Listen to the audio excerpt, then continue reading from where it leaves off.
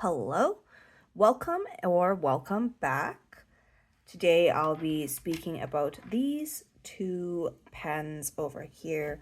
Once again, from my favorite Chinese fountain pen brand, which is the Hongdian.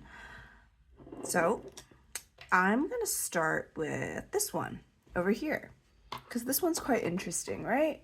It's got silver bodied pen that has these sorts of swirls that are in this polished finish over the matte or brushed stainless steel bottom. And it does pop out a bit. So it is raised, those polished edges. The clip is quite stiff.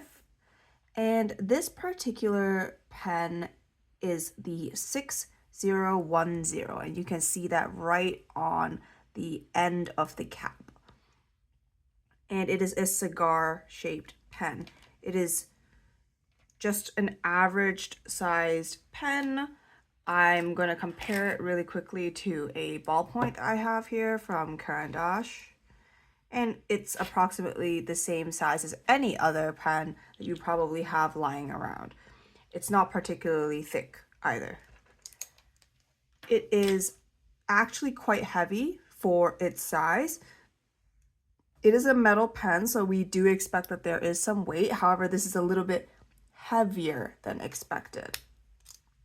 So it is a snap cap, and as you can see, it comes with a in-house nib that says, and I don't know if you guys will see it, it says 1997 Hongdian.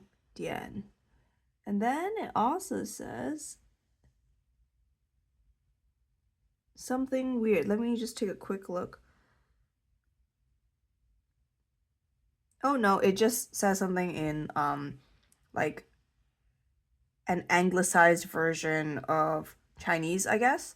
So I'm not sure what it really means or anything, but I'm pretty sure, well, okay, I'm not really sure, but at the same time I have a feeling that it has to do with like their brand, right? It's probably something like maybe the trading company or Hongdian itself, etc., etc. So it just says something down there. So this pen is a cartridge converter system. If I open it up, it comes with a standard converter that has a little spring at the end to agitate the ink whenever it's not starting correctly. This is a number 5 nib. It is easily removable and interchangeable with any other Hongdian nib, which is great, and it'll work with any other like number 5 Hongdian nib with the standard housing for the cartridge converter system. I know that they have a different one for piston fillers. It kind of this little section over here that the ink flows into is a little bit shorter in that one. So you kind of want to pick this version if you were to change out the nib. Of course, I'm going to be changing out this nib fairly soon. This should be an extra fine or a fine. I will be taking this feed, which is a plastic feed, and the nib itself, I'm going to be yanking it out, and I'm going to be replacing that with something else. So let's just screw it in. Great. And I'm going to do a quick dip test for this after I do the quick close-up on this one. So, oh, one more thing. Is it postable? And it's semi-postable. When I push it in here, there's almost a little bit of a springing feeling. It's like trying to push it out. But if I really jam it in, then it's probably not going to come off. But I'm just worried that as I'm writing, if I end up like knocking it or something like that, I think it'll just pop right off because there is this sort of like springy texture to it. That being said, it is a bit short because this is not it's not a comfortable position for me actually right now. if I were to hold it like this. My hand is quite large. If you have small hands, this is probably not going to be a problem for you, but my hands are, I would say, about the same or even a little bit larger than an average man. So, and with the nails, it doesn't help and it makes it even bigger. So it's kind of just difficult to hold. When I add this to the back and I really jam it in, then it becomes a pretty normal sized pen for me now. I can write pretty comfortably with this. It's not gonna like be back weighted or any of that. It's very evenly spread throughout the pen. There is a step down here on the grip section. It is a little bit sharp. I will have to say that. So if you are someone who holds it tight or likes to move around, you might feel that sensation and you might not enjoy it. All right, so let's move on to the other one. This is the other pen. And I was debating between this one versus they have one where they did like a cocktail series. They had another one that they called like a Morandi pen. I have a feeling that all these brands are sort of just owned by the same company, like Morandi and Hongdian is probably from the same company, but they're just branded differently, right? Kind of like with like Yafa brands that have a bunch of different smaller brands in it, including things like Monteverde and Conklin. So we've got this. This one is a twist cap instead of a snap cap, and it is the same cigar-shaped body. I have to say this one feels a little bit, it is actually heavier, even heavier than the other one, which is very interesting because it is not a big pen, but it is so much heavier than what you think it would be. Like I have pens that are larger, like the one that I would have done right before this, the review, that it would be the Ode 100, and that pen is this size. So you can see it is larger than this one over here. It is also wider, and it seems like it would be so much more substantial in weight, but actually, like I would say they are comparable. This one is probably maybe even a tad lighter than this. So yeah, I don't know. It's just, I guess the metal that they're using here, the alloy that they're using is particularly heavy. This cap is stiff. Once again, I can't even get my nail underneath it. It's a really stiff nib. If you're someone who likes to hook things or clip it in your shirt, you might have a hard time with this, or you can just loosen it up by wedging some paper underneath here and forcing it to expand for a while. So again, twist, cap, closure, feels like a small pen in the hand. Once again, you can see kind of small. The grip section has these ridges here, which is fantastic, and it doesn't have that step up here. Like it does have a minor one, but it's definitely not sharp even with the threads compared to the one that is silver. I am actually not sure what the name of this pen is. Oh, I found it. It's 5019S. And the previous one was 5010. So they're probably within that a similar series. They're both the 5,000 somethings. This nib is an extra fine, and just like the other one, it is a cartridge converter system.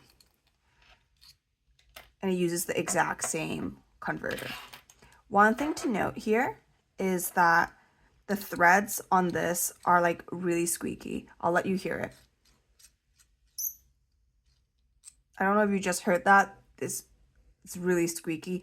They put this O-ring at the very end here, which lets you screw it in, and then it like is quite satisfying at the end, and it doesn't make that squeaky noise anymore, as well as it seals up the whole unit.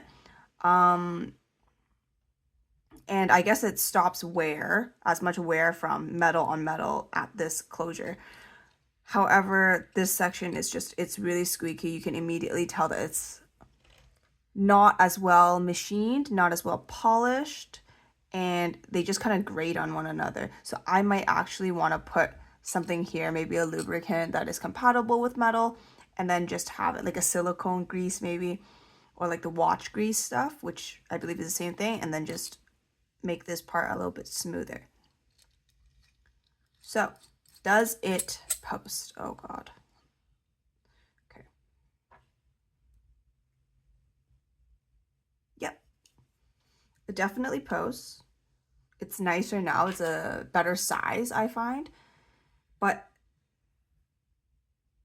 yeah, this one does back weight the pen a little bit in comparison to the other. I think what is different really is the weights for both of these pens as is without posting is about the same. However, the cap for this one is just a bit heavier.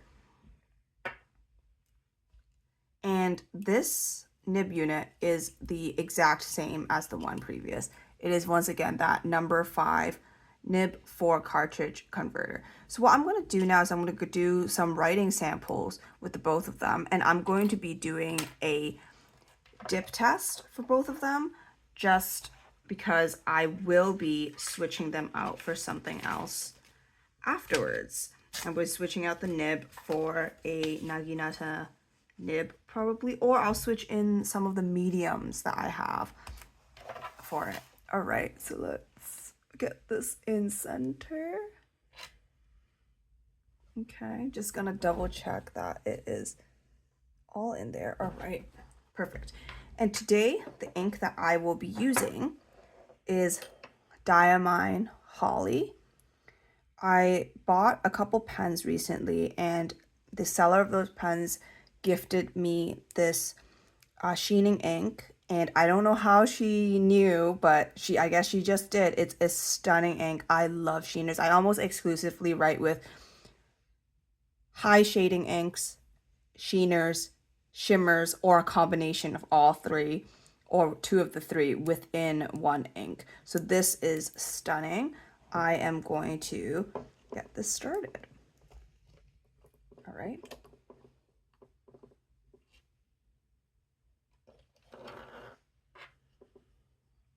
Okay. Dip this in a little bit.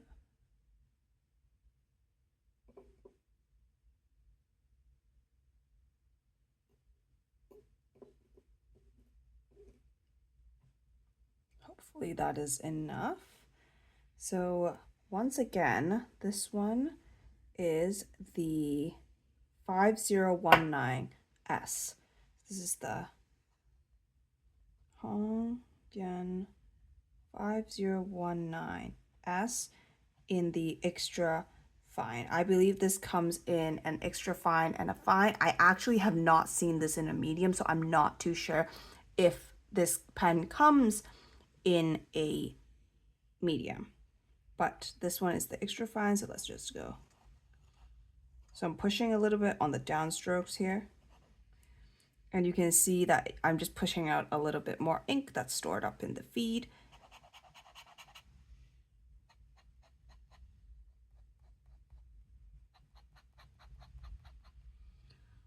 I would say that this is a true extra fine. Let's try reverse writing. So reverse is not always going to be super accurate because I dipped it, but you can see that it is a little bit thinner than that. And a lot scratchier. I would say probably don't expect it to be this wet normally. If I just...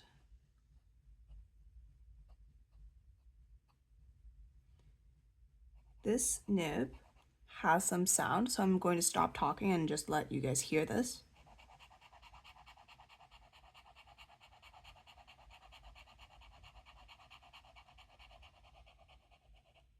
So I hope you guys heard that. It makes like a sh sort of sound. So there's definitely feedback, which is understandable, right? Because it is an extra fine. Extra fines usually have feedback. I would say that this is like a true Western extra fine. And it is more similar to like a Japanese fine. Because I have a fine in a pilot, and I think that the fine is actually just a tad thinner than this, even just slightly, like by a hair. But that's basically what it is. It is smooth.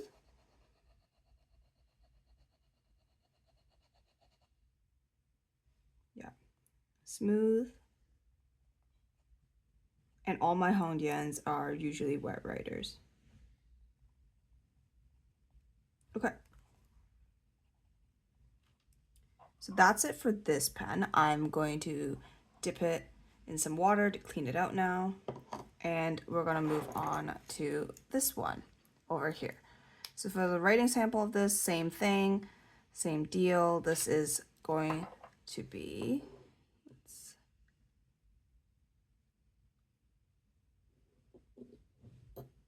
dip it in that ink. I don't know if I got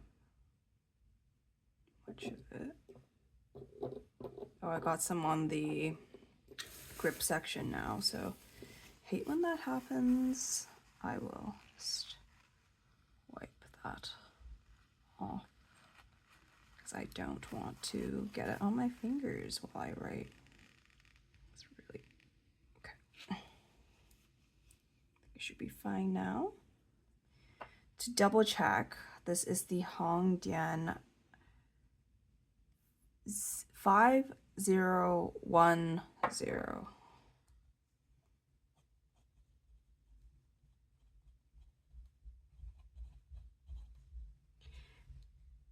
And I think this one's actually in a fine, because you can see it's thicker than this one up here, right? Like if I were to do this again.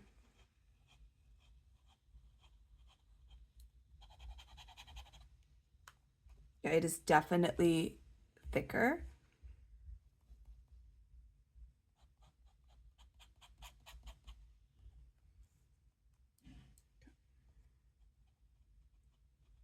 The reverse looks about the same though. All right, let's hear if it has any feedback.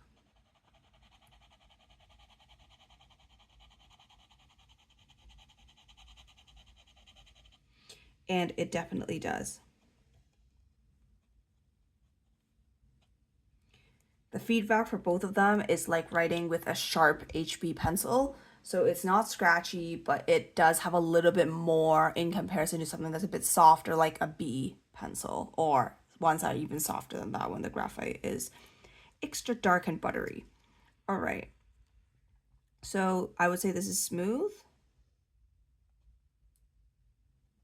It's a wet writer. It's like a standard F or standard Western F, sort of how it writes. It has less feedback than the extra fine, which makes sense again because an extra fine is a finer point. It has probably a tendency to be a little bit more feedbacky, but this one doesn't. And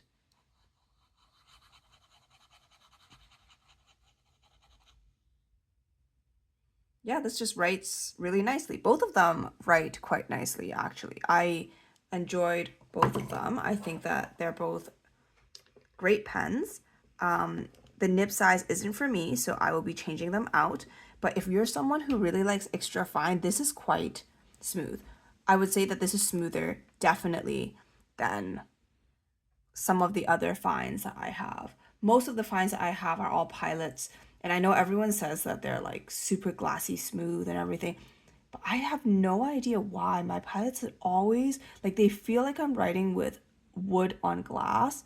And I don't know if I've just gotten duds. Like it's totally, right? I have so many pens. It could just be that I've had really bad luck and all my pilots have been crap. But that's kind of how I feel about them. But anyway, I'm planning to get like a custom, one of the pilots in the custom series, just because like everyone raves about the gold nib. And I feel like maybe that will break the curse. We will see. So here you go. We have the Hongdian 5019S, an extra fine. Beautiful. I would give this like a 7.5 out of 10. And the same with this one, a 7.5 out of 10 for the Hongdian 5010. They are average pens. They write really well, especially for the price of them. You can get both of these for under $30 each. They're probably more around that $20 to $25 mark, although sometimes they will have like super sales and etc. on them. I would recommend this for people who like pens are a little bit heavier and who are okay with pens that are a little bit shorter or need to be posted in order to write with more comfortably, at least.